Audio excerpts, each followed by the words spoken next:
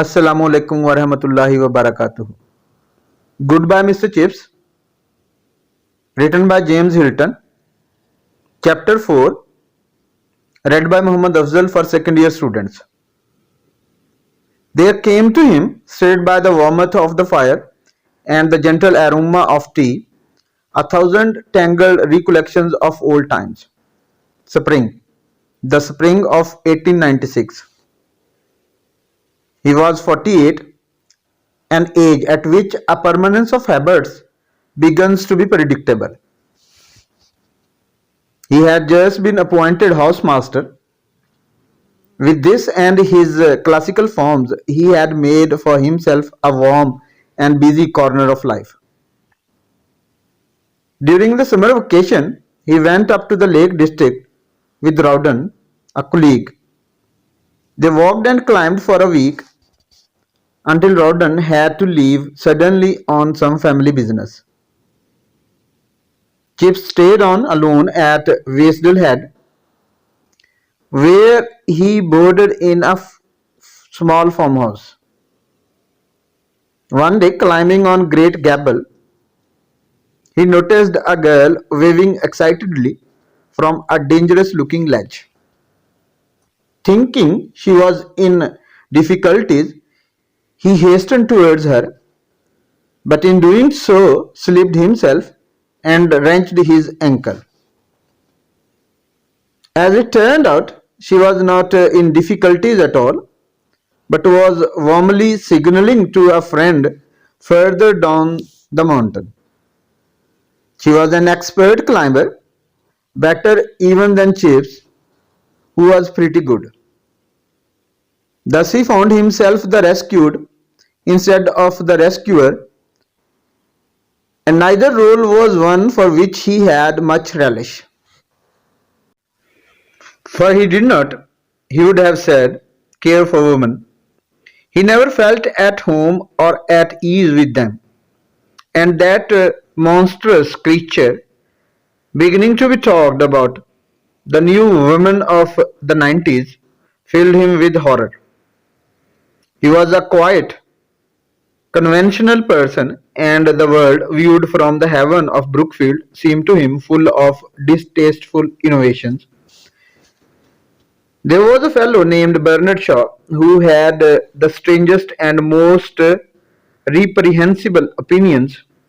There was Ibsen too, with his disturbing plays, and there was this new craze for bicycling, which was being taken up by women equally with men. Gibbs did not hold with all this modern newness and freedom. He had a vague notion, if he ever formulated it, that nice women were weak, timid, and delicate, and that nice men treated them with a polite but rather distant chivalry.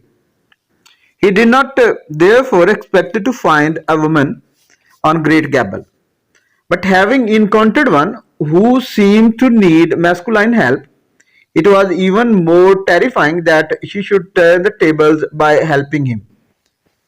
For she did. She and her friend had to. He could scarcely walk, and it was a hard job getting him down the steep track to Wasedale. Her name was Catherine Bridges. She was 25, young enough to be Chip's daughter. She had blue flashing eyes and freckled cheeks, and smooth stock colored. She, too, was staying at a farm on holiday with a girlfriend, and as she considered herself responsible for Chip's accident, she used to bicycle along the side of the lake to the house in which the quiet, middle-aged, serious-looking man lay, resting. That was how she thought of him at first. And he, because she rode a bicycle and was unafraid to visit a man alone in a farmhouse sitting room, wondered vaguely what the world was coming to. His strain put him at her mercy, and it was soon revealed to him how much he might need that mercy. She was a governess out of a job. With a little money saved up, she read and admired Ibsen. She believed that women ought to be admitted to the universities. She even thought they ought to have a vote. In politics, she was a radical, with leaning toward the views of people like Bernard Shaw and William Morris. All her ideas and opinions she poured out to Chips during those summer afternoons at Wasedale Head. And he, because he was not very articulate, did not at first think it worthwhile to contradict. Her friend went away, but she stayed. What could you do with such a person? Chips thought. He used to hobble with sticks along a footpath leading to the tiny church. There was a stone slab on the wall, and it was comfortable to sit down, facing the sunlight and the green brown majesty of the gable, and listening to the chatter of, well, yes, Chips had to admit it, a very beautiful girl. He had never met anyone like her. He had always thought that the modern type, this new woman, business would repel him, and here she was, making him positively look forward to the glimpse of her safety bicycle carrying along the lakeside road. And she too had never met anyone like him. She had always thought that middle-aged men who read the Times and disapproved of modernity were terrible bores. Yet here he was claiming her interest and attention for more than youth of her own age.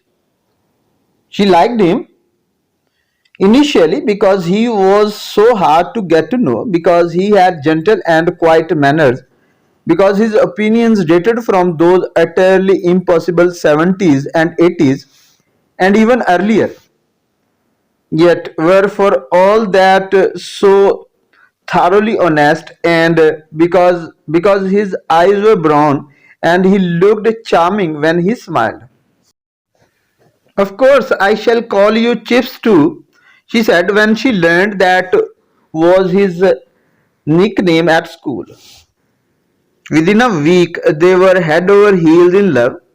Before Chips could walk without a stick, they considered themselves engaged, and they were married in London a week before the beginning of the autumn term. End of chapter 4, read by Muhammad Afzal for second year students.